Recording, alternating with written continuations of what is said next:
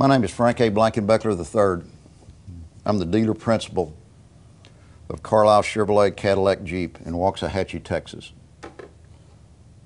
Carlisle Chevrolet, to my knowledge, is the oldest Chevrolet dealership in the state of Texas, operating continuously from 1926 until the present time by the same family. On May 13th, I received a letter from Chrysler. It stated I would no longer be a Jeep dealer as of June 9 of this year. On May 14th, I received a letter from GM stating that they believed it to be their intentions that my dealer agreement would not be extended beyond October of 2010. The main point that I would like to present at this time concerning what I have just described is a violation of what we have become to know as rule of law. This action is a violation of my constitutional rights and is an illegal taking. Succinctly stated, this action violates my property rights. This is the most important point of this whole process, and I feel like it's being overlooked when all of the involved parties are discussing the GM and Chrysler bankruptcy proceedings. For my business to arbitrarily be taken away from me, my family, and my employees with no compensation or explanation, and then by all appearances potentially given to my competitor for nothing, is unthinkable. This most certainly violates all of the tenets, laws, and statutes that this great country was founded upon. I'm aware of the fact that there exists a bankruptcy code in this country. It has been relied upon many times and in many circumstances in previous times. But the GM and Chrysler bankruptcies usurp many laws and precedents and have and are in the process of unlawfully hurting many stakeholders at the expense of others. I would like to state again what I feel like what is the big issue, that of property rights and of our Constitution.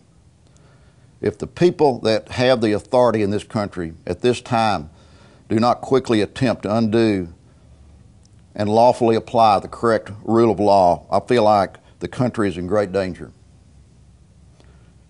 This is a young country. One only would need to look back in history, or for that matter, view our current times, to witness the consequences of countries that have disregarded individual property rights and liberties. The results are not positive. If we allow this precedent to stand, ask yourself, what is America's future?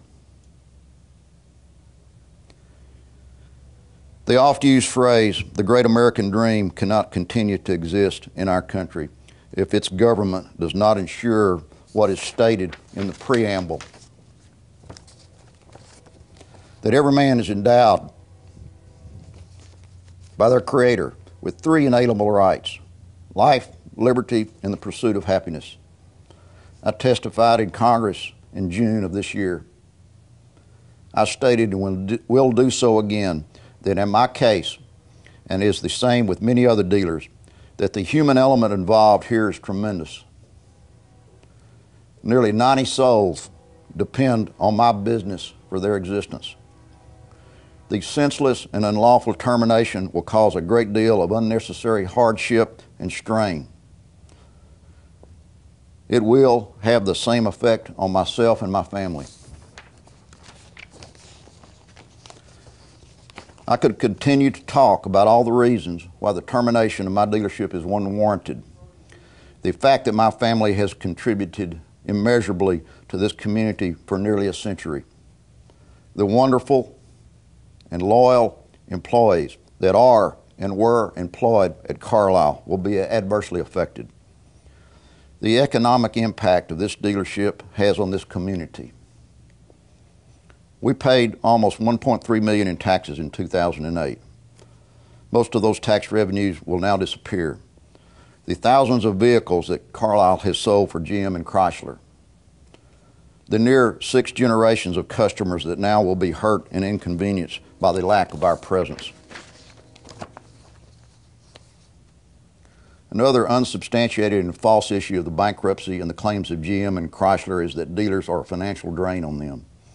This is patently not the case. The dealers pay for virtually all of the expenses of our existence. We are their customers. We are their revenue source. We're not the problem. We should be very low, if not off of the radar screen, as to the scope of the problems that existed or continue to exist at GM and Chrysler. If one would not ascribe to this point, at the very least, there is a legal and humane way that the dealer issue could be resolved. Most definitely, it is not the receipt of an unsigned FedEx envelope containing a letter from your business partner of nearly a century stating that you were out and not on the team anymore. This type of arbitrary and illegal move has produced immeasurable pain to many dealers and tremendous damage to our country. I hope that many will listen to this. More importantly, I hope that our leaders of this great nation will hear this and understand what is at stake.